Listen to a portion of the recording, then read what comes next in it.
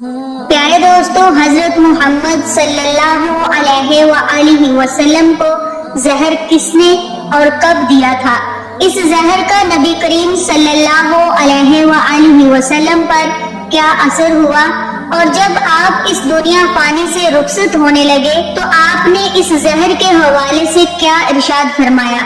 اور کون سے صحابی اس زہر سے شہید ہوئے تھے اور ان کا قصاصی یعنی بدلہ کیسے لیا گیا؟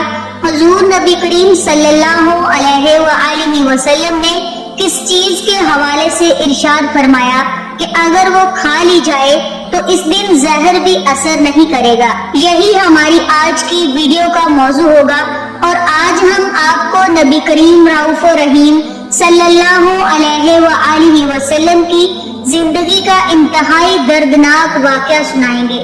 ناظرین، یہ واقعہ فتح خیبر کے بعد کا واقعہ ہے اور صحیح بخاری کی حدیث نمبر 2617 میں موجود ہے کہ فتح خیبر کے بعد چند روز حضور نبی کریم صلی اللہ علیہ وسلم خیبر میں ٹھہرے اور یہودیوں کو مکمل امن و امان عطا فرمایا اور قسم قسم کی نوازشوں سے نوازا، مگر اس بے ایمان اور سرکش قوم کی فطرت میں اس قدر خباثت بری ہوئی تھی کہ سلام بن مشکم یہودی کی بیوی زینب بنت حارث نے حضور نبی کریم صلی اللہ علیہ وسلم کی دعوت کی اور بکری کے گوشت میں زہر ملا دیا۔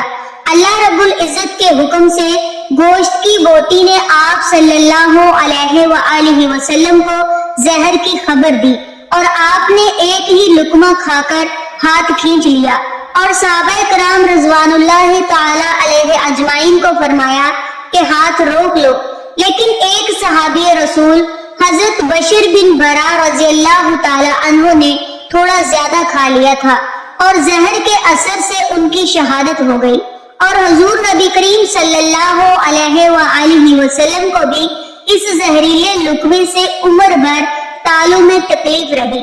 آپ نے جب یہودیوں سے اس کے بارے میں پوچھا تو ان ظالموں نے اپنے جرم کا اقرار کر لیا اور کہا کہ ہم نے اس نیت سے آپ کو زہر کھلایا کہ اگر آپ سچے نبی ہوں گے تو آپ پر اس زہر کا کوئی اثر نہیں ہوگا، ورنہ ہم کو آپ سے نجات مل جائے گی۔ آپ صلی اللہ علیہ وسلم نے اپنی ذات کے لیے تو کبھی کسی سے انتقام نہیں لیا، اسی لیے آپ صلی اللہ علیہ وسلم نے زینب بنت حارث سے کچھ بھی نہیں فرمایا، مگر جب صحابی رسول حضرت بشر بن برا رضی اللہ تعالی عنہ کی اسی زہر سے شہادت ہو گئی تو ان کے قصاص میں زینب بنت حارث قتل کی گئی۔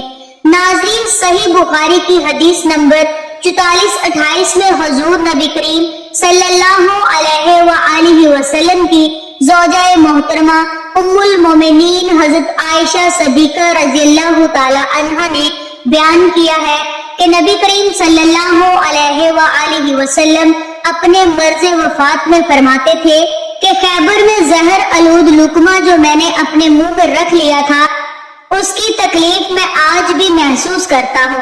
ایسا معلوم ہوتا ہے کہ میری شارگ اس زہر کی تکلیف سے کٹ جائے گی۔ ناظرین، زہر سے بچنے کے لیے پیارے آقا صلی اللہ علیہ وسلم نے ارشاد فرمایا کہ جو شخص روزانہ چند اجوا کھجوریں کھا لیا کرے اسے اس دن اور رات تک زہر نقصان نہیں پہنچائے گا۔ اسی حدیث کے حوالے سے دوسرے راوی نے بیان کیا ہے کہ 7 کھجوریں کھا لیا کرے۔ ناظرین، اب اس دسترخوان پر شہید ہونے والے صحابی رسول کا ادب ملاحظہ فرمائیں۔ وہ حضرت بشر بن برا رضی اللہ تعالی عنہ تھے جو بیعت عقبہ میں شامل تھے۔ ہجرت سے 1 سال پہلے اپنے والد کے ساتھ اسلام قبول کیا۔ غزوہ بدر میں، غزوہ احد اور غزوہ خیبر میں موجود تھے۔ ان کے والد برا بن آصف رضی اللہ تعالی عنہ وہ قبائل مدینہ میں سے تھے۔ غزوہ خیبر سن 7 ہجری میں رسول اللہ صلی اللہ علیہ وسلم کے ساتھ دسترخوان پر موجود تھے۔ جب یہودیہ زینب بنت حارث نے گوشت پیش کیا انہوں نے اس میں سے کھا لیا، جس کی وجہ سے شہادت پا گئے۔ شہادت کے وقت ان کا بیان تھا کہ مجھے لقمے میں کچھ محسوس ہوا کہ ذائقہ خراب ہے اور میں یہ سمجھ گیا تھا کہ کچھ عجیب ہے، لیکن سامنے پیارے آقا کریم امام الانبیاء جناب محمد رسول اللہ تشریف فرما تھے۔ لقمہ اگلنا خلاف ادب خیال کیا۔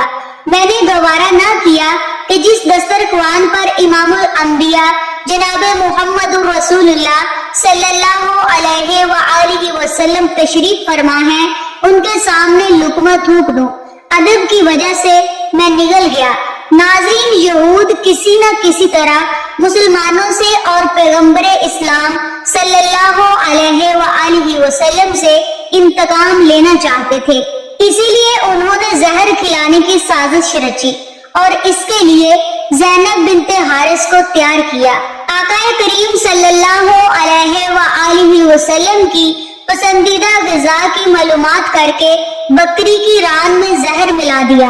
ناظرین، صحابہ رسول صلی اللہ علیہ وآلہ وسلم کی شہادت کے حوالے سے روایات مختلف ہیں کہ اس کے بعد زینب کو قصاصاً قتل کیا گیا یا معاف کر دیا گیا یا اس نے خودکشی کر لی۔ ان روایات میں اختلافات ہیں، تاہم نبی کریم رؤوف رحیم صلی اللہ علیہ وآلہ وسلم کو اس زہر کا وہ ہلکا اثر عمر کے آخری ایام میں ظاہر ہوا، اور سیرت کی بہت سی کتابوں میں علماء کا یہی خیال ہے کہ آپ کی وفات اسی زہر کی وجہ سے ہوئی، اور یوں خالق عز و جل نے اپنے پیارے حبیب امام الانبیاء جناب محمد رسول اللہ صلی اللہ علیہ وآلہ وسلم کو درجہ شہادت نصیب فرمایا۔